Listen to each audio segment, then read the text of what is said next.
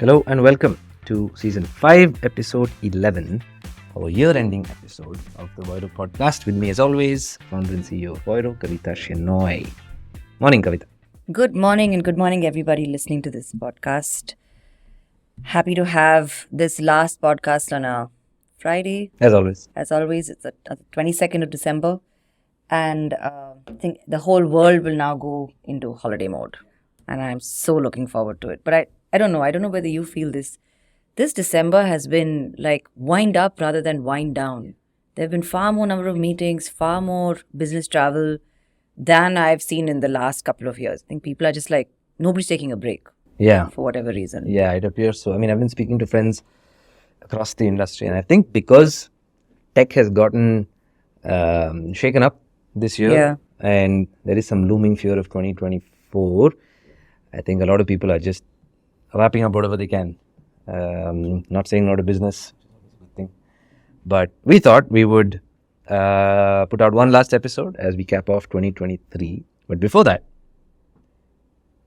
I want to repeat the same question as always, which is, what are you watching?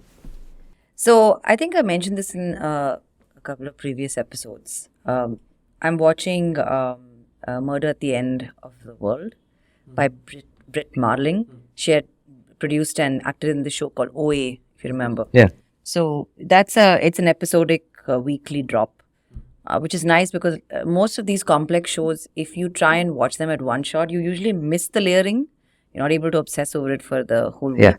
So I kind of catch one episode every week. So that's basically what I've been watching. Yeah. I mean, I liked watching Succession one episode at a time. But I feel like I'll only do it if I'm forced to. If you give me a show where everything's available. Obviously. And the fact that between episodes you have nothing to do. You just wait and the next episode automatically begins, right? We've talked about this before. Tempting. You know that 10 dark seconds. screen where you can just look at yourself. Yeah, you're like, what am I life. doing with my life? Yeah.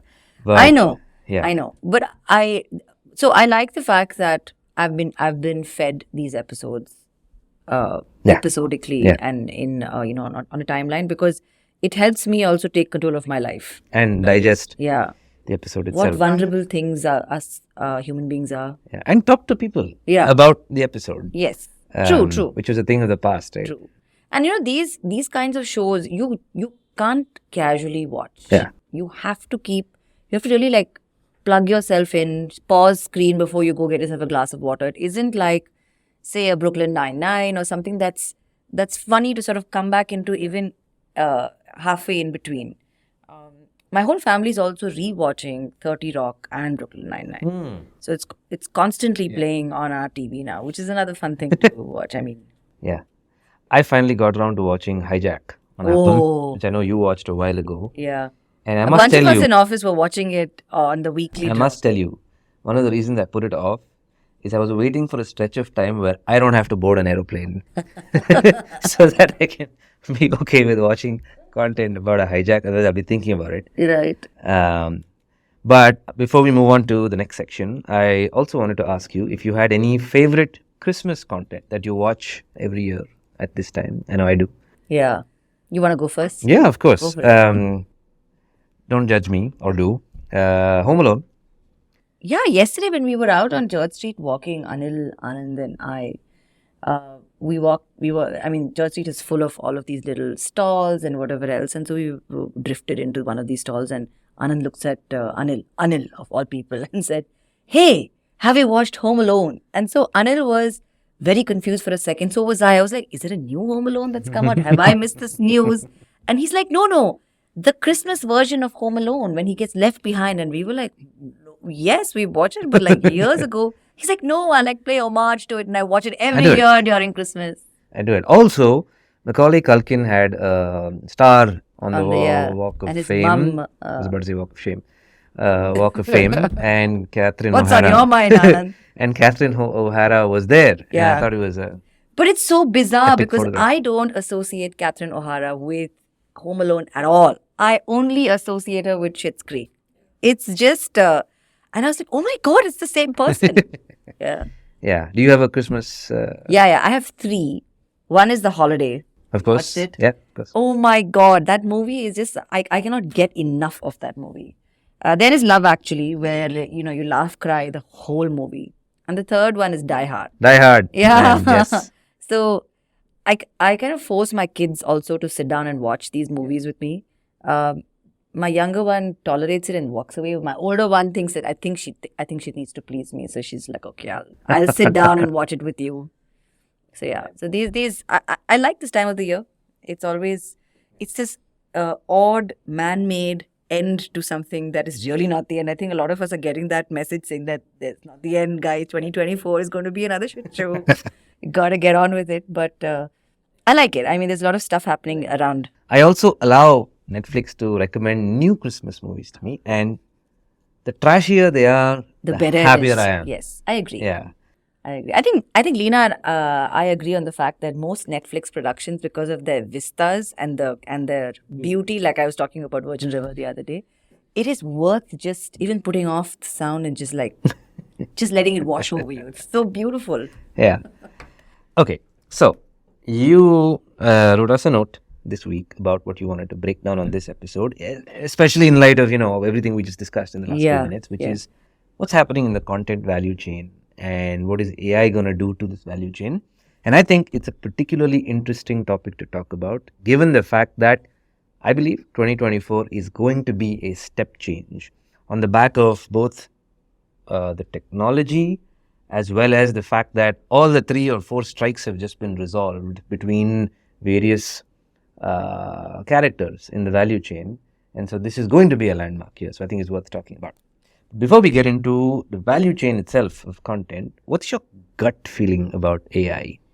So when I got up that morning, and usually the texting happens on our WhatsApp group at like 6:30 in the morning, and you just get up and if something strikes you and you're like chatting with each other and stuff. So I was still thinking about the previous episode that we had recorded about how what are we excited about in the next year, and AI in content was something that came up as well. And we've always obsessed about this whole content value chain from creation right up to monetization. And what struck me was while I was reading all these articles and what people were opining about and all the drama around AI, one thing, my gut feel on AI is that the more things change, the more they remain the same. I feel like there's still going to be pockets of deep power. It's still going to require a lot of money, and it's still going to ultimately affect climate change, because I don't know, we need servers to run this stuff, right? And unless we have some planet that we build outside the Earth and actually create this dystopian new universe, fake Earth or whatever else that actually is powering all of this AI on Earth. I mean, I think we're just plummeting further and further into a very preordained destination. Yeah. I mean, it's going to be fun, I guess. It's like a roller coaster. It's like raising your hands and going, I'm here for the ride. What do you think?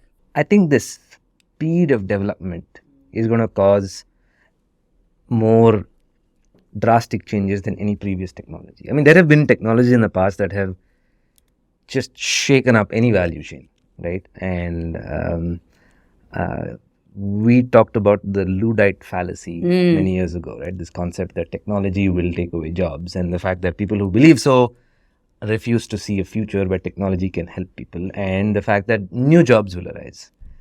I think the thing about AI is, one, for decades, dystopian sci-fi has made popular rhetoric live in fear of what it can do, all the way up to the destruction of life itself. Companies like Boston Dynamics and their robots that can move are actually scary. Scary because they feed into that. But I think while there is definitely going to be an optimistic view, the speed at which it's developing makes that fear warranted. But I think it can definitely cause a lot of positive impact on humanity. So broadly, I'm an optimist. Yeah, that's good. I think there's no other way to live, as you know. If you don't choose optimism, there is actually really no other way to live in my books. But the other thing that when you were talking that struck me also was the divide and the gap is going to become much larger, because AI requires you to be able to toggle AI today to make it work in your favor. you really need to understand AI and be able to manipulate it to an advantage that you want or an outcome that you want, which means that your baseline has to be familiarity with most, if not some, of the LLM that particular model is that particular tool is based on. So I just wanted to spend some time like educating people on what is an LLM, in layman terms. Yeah, I only have layman terms. Yeah, obviously. I mean, he says this and then he goes so technical on the podcast after a while. Yeah, but yeah, if you could just spend some time there and then give us an example and then maybe jump into what you were talking about. I was reading Ben Thompson's latest piece on Stratechery, where he said something interesting about why we are where we are in the world of AI and what it can do. And he wound the clock all the way back to Google Assistant, Google Search itself. And he went back to the fundamental concept, and he's specifically talking about Google in his latest blog, where he went back to the fundamental concept of what Google started off trying to do, which is assemble information and make it easy to access. But for the longest time, Google Search was built around giving you several answers to choose from. And if you were seeking results, it was great. If you were seeking a specific answer, it wasn't that great because it was not really answering your question. It was pointing you into multiple very relevant directions. So that's more algorithm and less AI. It's more machine learning and less AI.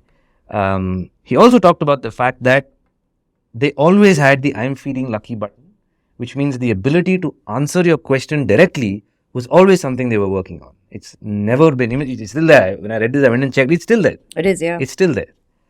And he was skeptical, I think, when Google's voice assistant came out.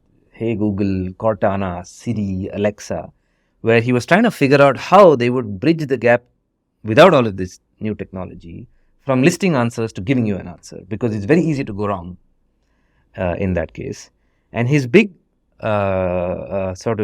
theory is that what the new age LLMs have done is they have moved models from being deterministic to being contextual, which is basically one of the biggest gaps between artificial technology or intelligence and human intelligence.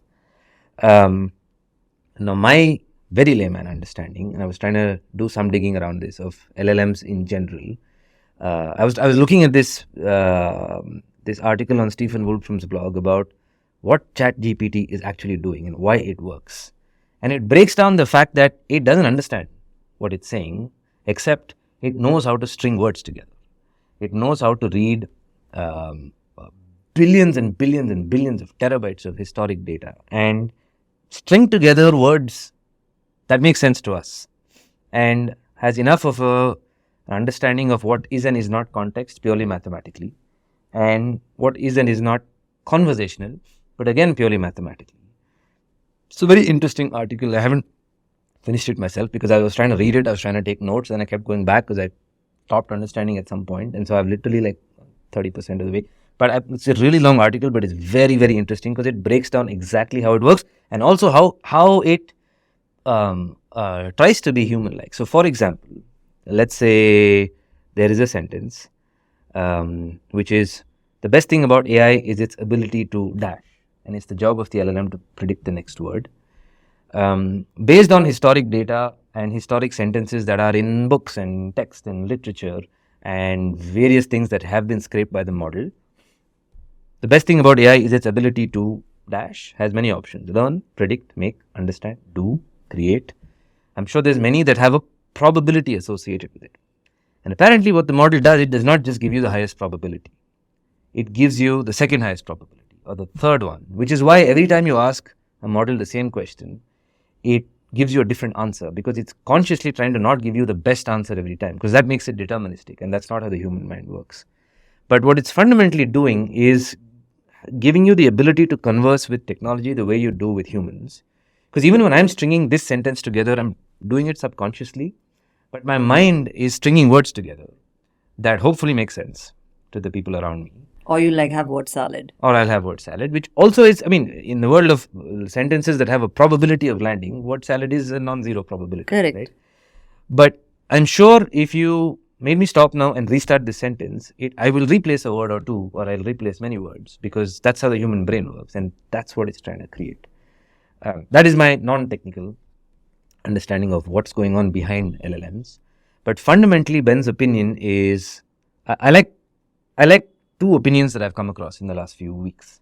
One is Ben's opinion, which is that the shift from deterministic to contextual is basically the little thing that has opened up this entire world, and the fact that OpenAI raised a lot of money and made this accessible to everyone, right? I think that's the big shift. It's always been there. Yeah. But the combination of what OpenAI did in terms of tooling, where we are in terms of GPUs and compute, and what the companies like NVIDIA have done, and the fact that we've been able to crack the models itself from all the way from GPT-1 to 2 to 3 to 3.5 to now 4, gives context, which is suddenly this magical element that wasn't there before.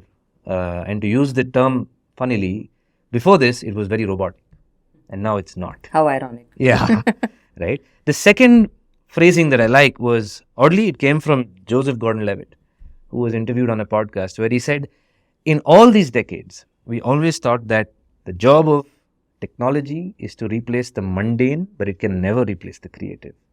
And suddenly we find that the first thing it's replacing is the creative, not the mundane. The AI and technology is not sort of plunging our toilets for us, right? It's replacing creative work. And I think these are the two things that drive a lot of how I think. So if it's not replacing the mundane work, which is what we thought it would, love to have a robot around the house. Where's Irona? Yeah. And it's replacing creative work. Do you think that human beings will just be stuck doing mundane work? So I have a couple of questions for that at the very end. Okay.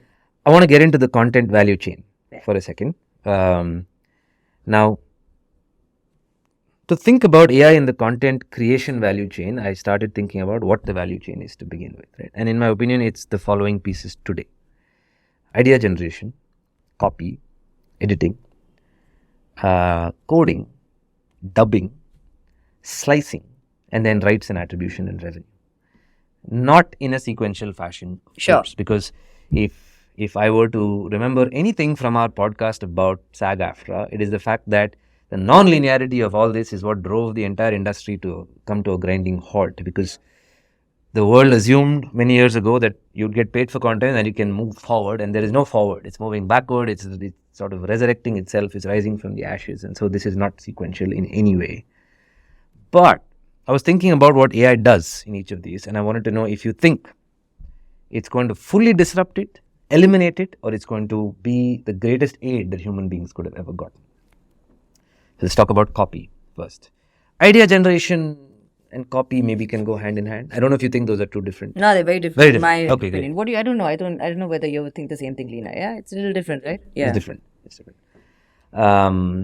Okay. So content creation. The first is content creation. Okay. So I'm going to put this down to copy, right? So what are the tools that exist today for the world of copy? If you want to write copy and look at text, you have tools like ChatGPT, Bard, WriteSonic, built on top of these LLMs. If you want to create images, you have Midjourney, DALL-E. Now ChatGPT has got stable diffusion models baked inside the ChatGPT interface. I think you need the paid edition for it. But we have played around with Midjourney, and we talked about it the other day. And it has the ability to really transform decks, but you also have to think really hard about how to use it, which is what you were alluding to at the top of this podcast. We looked at Midjourney V6 yesterday, and it looks very different compared to the one that we have used before. Videos. Midjourney can now make videos. I saw a very interesting tweet thread, X thread, the other day, where this guy took an image, shaded portions of it, and it just started animating, and it became a video. Obviously, I think it's not as magical as that, but we're not far away from AI being able to create videos entirely.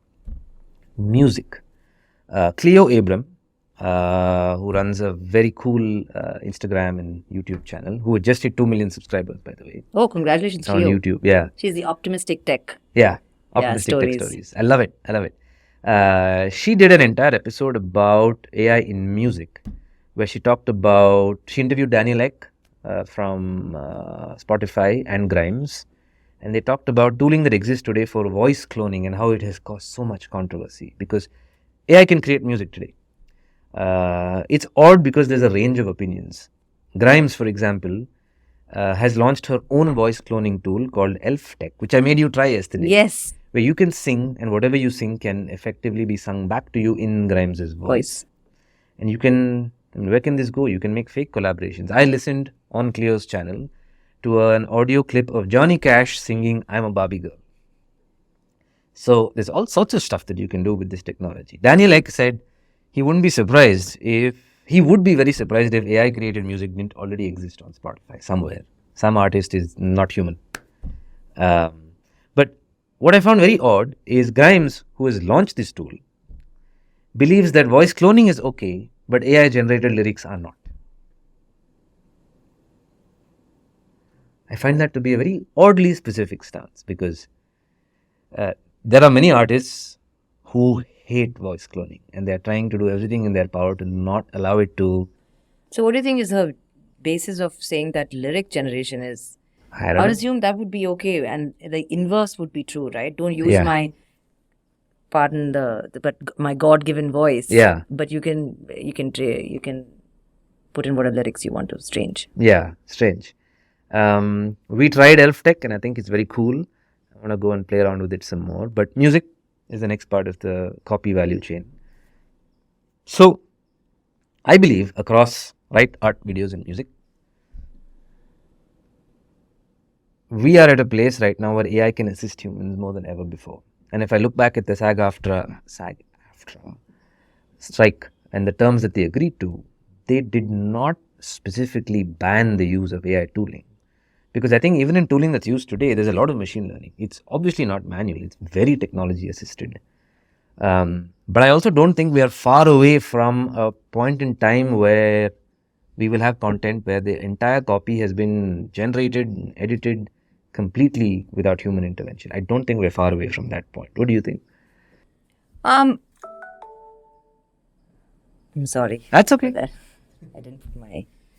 So, I feel like while it's not too... It's in the future, right? It'll be for things that become mundane in the AI space, right? So, like for example, today we have autocomplete of our sentences even when you write a document on Google Sheets or also on your email and things like that. So I feel something like that will be auto-completed and there will be an automatic version of it.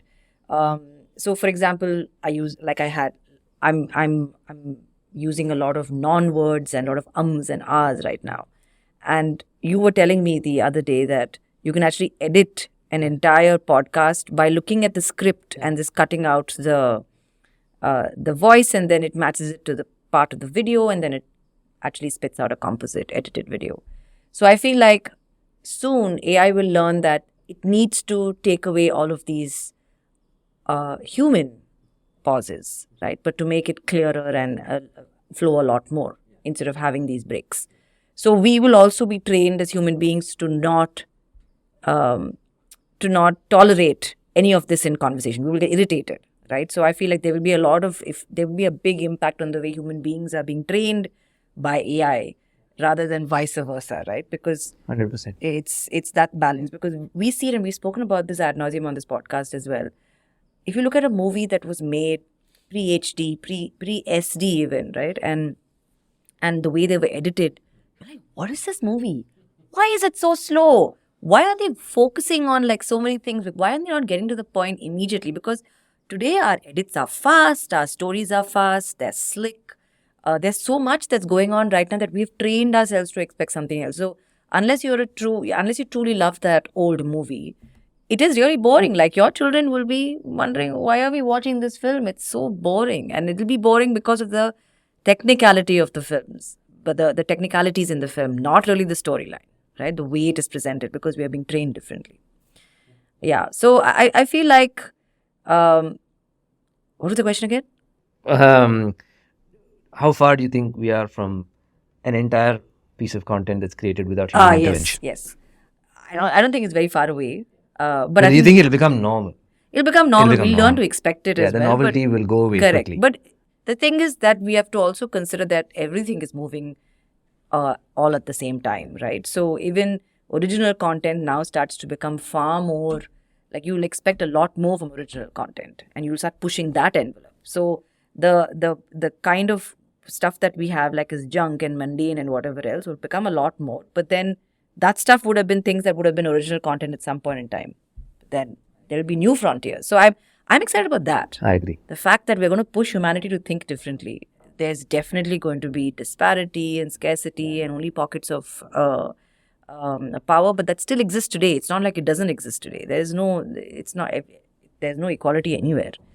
But it's good. But with everything that's good, there is like you have something's got to give. There's a price that you there have will to be pay. growth pains. Yeah. There will be. I mean, I keep going back to the music industry, and I remember when I was in college, I had a lot of friends who would judge you if you listen to electronic music. Ooh. That's not real music. Right? It's not. And how much of what we listen to today has electronically generated components? Yeah. All the way from pure EDM to like AP Dylan, who's Oh, yeah, of who's a course. singer, but there's still electronic elements to Chill it. pinned. Yeah, yeah, chill pinned. But my point is, artists who can wield technology, who can bend it to their will always stand. Who can bend any instrument to their will, whether it's an acoustic guitar or an electronic component. And I think that's always going to be the case. And there will always be takers and there will always be haters. Yeah, and there will always be an audience for everything. That's true. But yeah, ultimately, AI will end up training humanity. Yeah. Right? And the bulk of humanity. And then there will be a section of humanity that will be sort of pushing the bar on original thought and new things to discover and things like that, which is pretty much the same case as it is today in all technology, but probably be more apparent later. Yep. The next element of the value chain, along with copy, maybe it's part of copy, maybe it's part of creative, I thought, is coding. CGI is now it's not a thing. There's a lot of What is CGI? CGI in every movie. It's like Corel Draw. Do you remember Corel Oh Draw? God, yeah, of course I do. With the hot air balloon. Yeah. Yeah. That's all I remember now. So the only thing I associate with is that. We were talking about this, and just to digress a little bit, Anusha, a common friend. So she's a Course. photographer. Yeah. So she has decided. So initially, I thought as an artist and a photographer who creates original photographs and things, she would be really upset about AI, and she isn't. She's embracing it like everybody embraced the digital cameras back in the day. Like, Well, she is avant-garde. Yeah, she is avant-garde. So you see her work on her Instagram handle right now. She's done 2 series. One where she's signed up with Midjourney with a paid account, and she's prompting the engine to create Babar and his descendants. Okay, and they are beautiful portraits. So one of her specialities are human portraits. And day before yesterday, she released an entire series on silver brides. So basically, older women in bridal attire. And I know I've gone through the horrific pain of trying to figure out a prompt to get one single image out, right? And hers are complex. They are you can see, and I'm like, did you like upload a photograph and rework it? It's just purely AI generated, but it is fully prompt based. So that's her arena then. That's where the artist. That's the arena where the artist is from. Yeah. So the ability for you, great. it is fascinating. And if you look at it with this information and knowledge behind the fact that it is genuinely difficult to bend AI to your will, just like you spoke about a musical instrument, right? The output is just mind blowing. Yeah, it's like I can't even imagine how I would be able to produce something like this. But you should go check it out.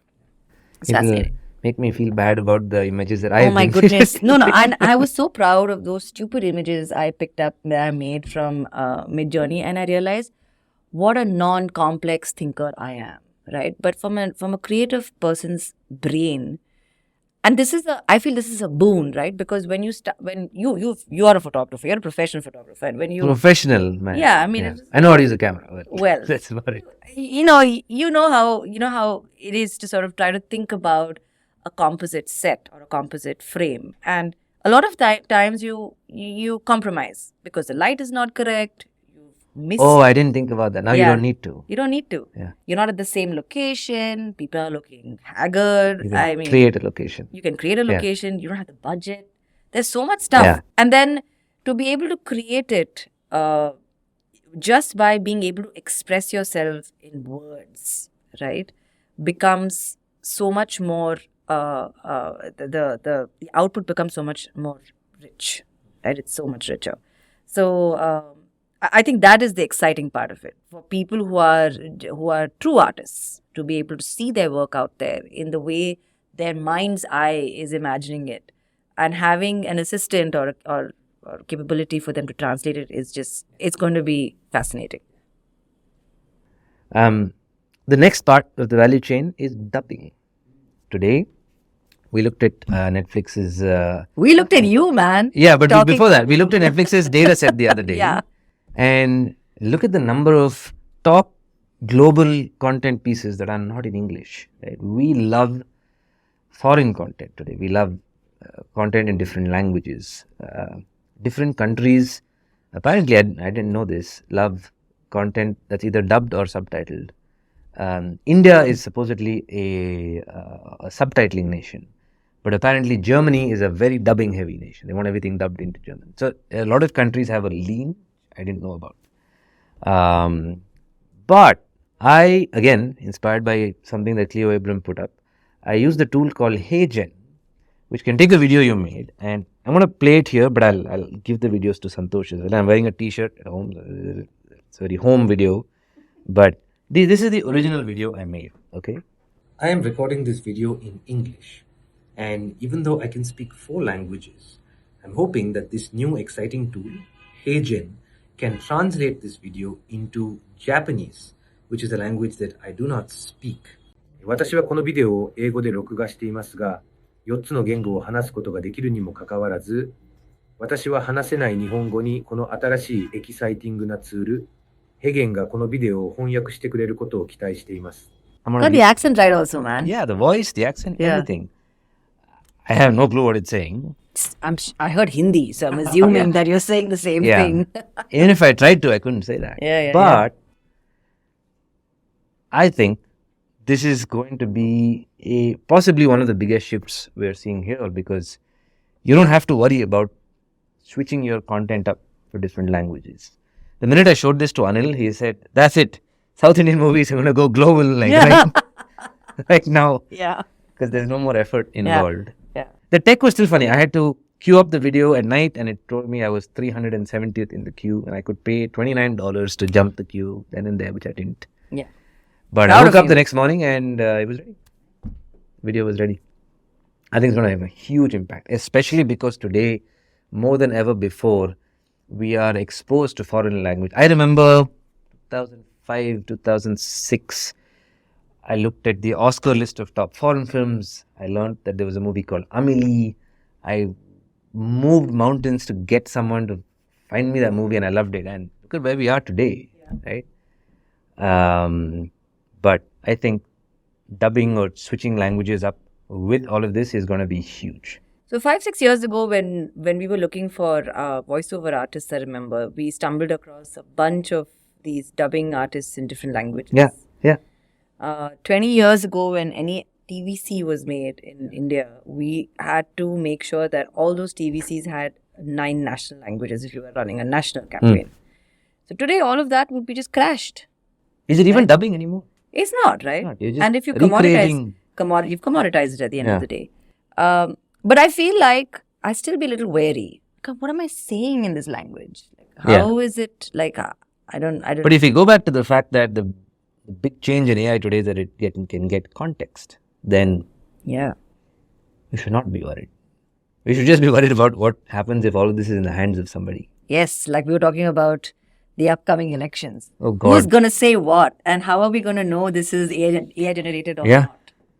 Yeah, it's hard. I mean, if I just sent you that Japanese video and you didn't know anything about me, you would assume that I speak Japanese. So, this is what I was thinking about the other day as well, right? So on Twitter, I had seen something that said this image has been digitally altered or whatever else. So obviously there was some kind of footprint to be able to understand that. So I've also received a couple of emails where it says in brackets, gentle use of AI has been applied onto this, right? So then there's kind of a disclaimer. Yeah. So it's kind of a disclaimer. There's a dash. there's a lot of chatter, there's a lot of information, there's a lot of debate on how can AI be regulated, right? And regulation can also mean that either things go, under the radar and start to become more bootleggy in nature, rather than just being out there and being available, so that you are able to create policy around it.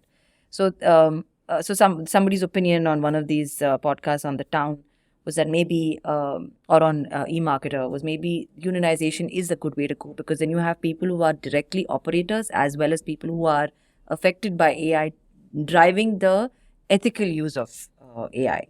So when you talk of all of this stuff, right, I keep thinking maybe as a start, we should be any generative model or any tool should have a fingerprint that it was generated from here.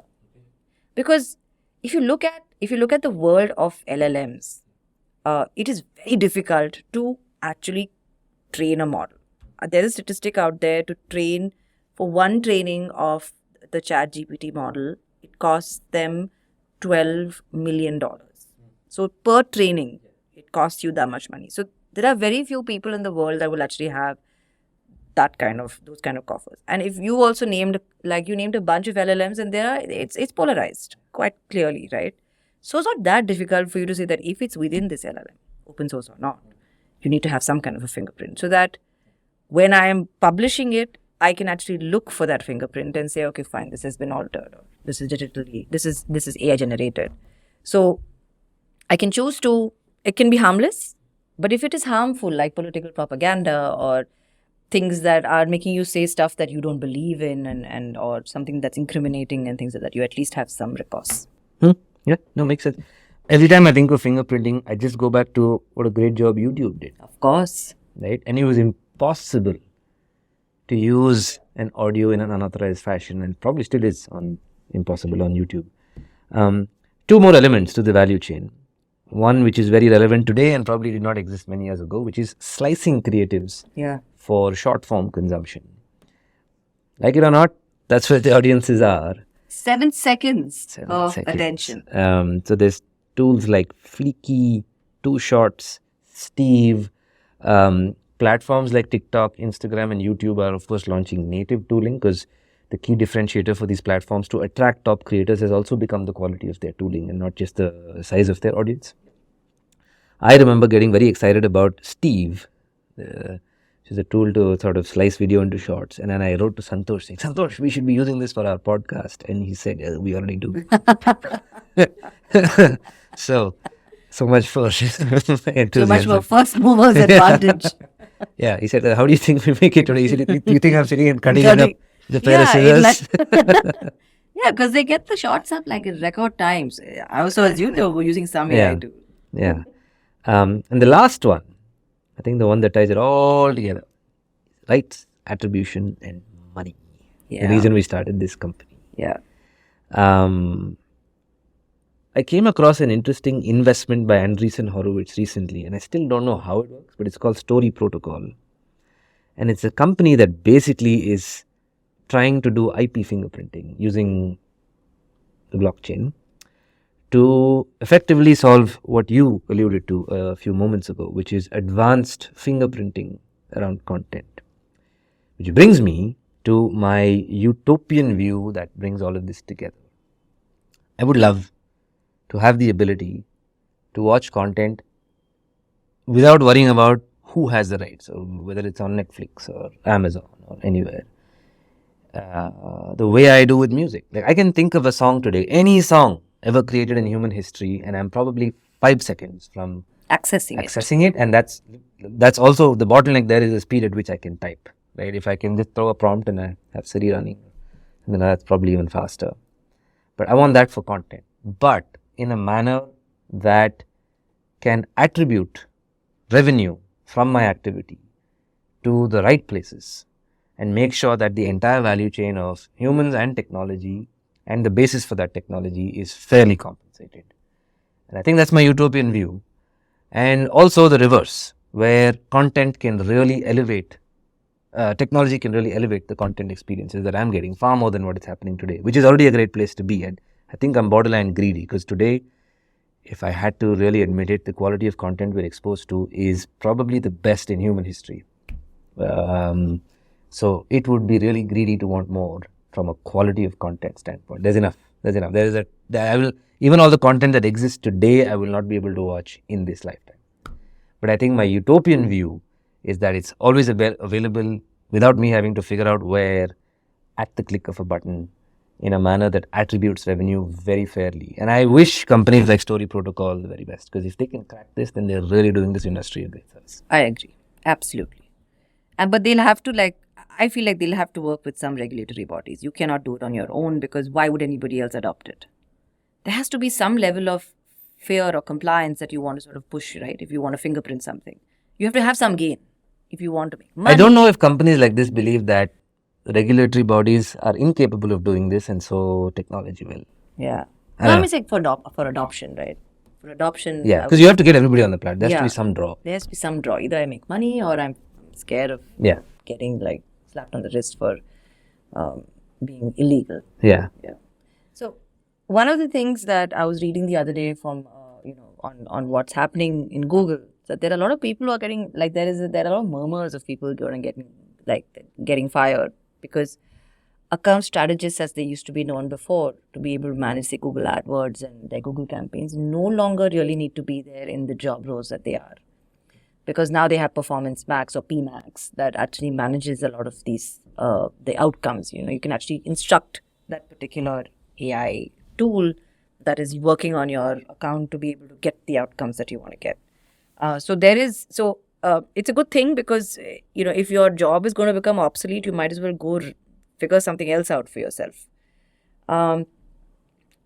Yesterday when we were talking about how do we talk about this episode, we were talking about different ways of how do we structure the storyboard, and Anand usually works on the storyboard for something as technical as this, and so we were jamming and we were talking about what if we took an entire movie and broke it up, right, and said that if a movie today was made in a particular way, if there was AI used from top to tail, how would it look, right? And we said, why don't we use a movie that anyway uses a lot of CGI? And so we talked about Star Wars and how that could be used and what all would be replaced. And we spoke about the fact that in the SAG-AFTRA contract, while none of the terms are public, what is known is that there is a minimum number of human beings that you need to be able to employ for a movie to be called a movie, right? And to be recognized by SAG-AFTRA and recognized by industry bodies as a movie. And then it got me thinking, I think AI will actually explode the number of human beings that will work on a movie. You'll probably have a much longer credit list now, because instead of just like an orchestra, you will have like prompt engineers for audio, prompt engineers for, art, prompt engineers for set. Instead of just set designers and 4 different set designers and 15,000 carpenters, right? So there are so many things that are going to change, but I feel like at least in the next 3 to 5 years, there are going to be a lot of people behind AI. After that, because of those people training AI, maybe there's going to be more automation. The other thing that I feel like, not very utopian, but I think there's a massive correlation between this climate change and AI that's going to become a big deal. It needs massive server power, right, to run. And that server, like we were talking about, the internet is very physical, very fossil fuel driven. There is going to be something. There's something going to give there, and we are burning down servers every time we train an LLM.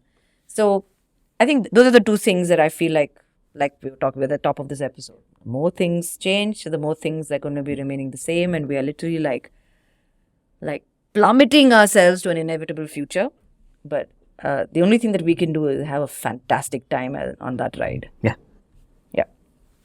Okay, so that brings us to the end of this episode, and the end of this season, and the end of this year, and the end of this week. I'm so excited that it's the ending of everything and the beginning of new stuff. Thank you everybody for listening, watching. Like I said, we're also on YouTube and apparently pretty popular there. Thank you, Leena. Thank you, Gautam. Thank you, Santosh. Thank you, Anand. And thank you everybody for listening. And see you next year. Bye.